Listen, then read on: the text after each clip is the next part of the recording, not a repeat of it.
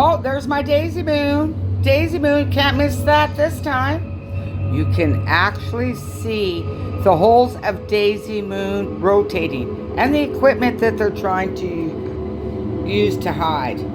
I believe it's an interdimensional planet because that's why it escaped. So even the sun's not normal. The sun's really big. The sun simulator.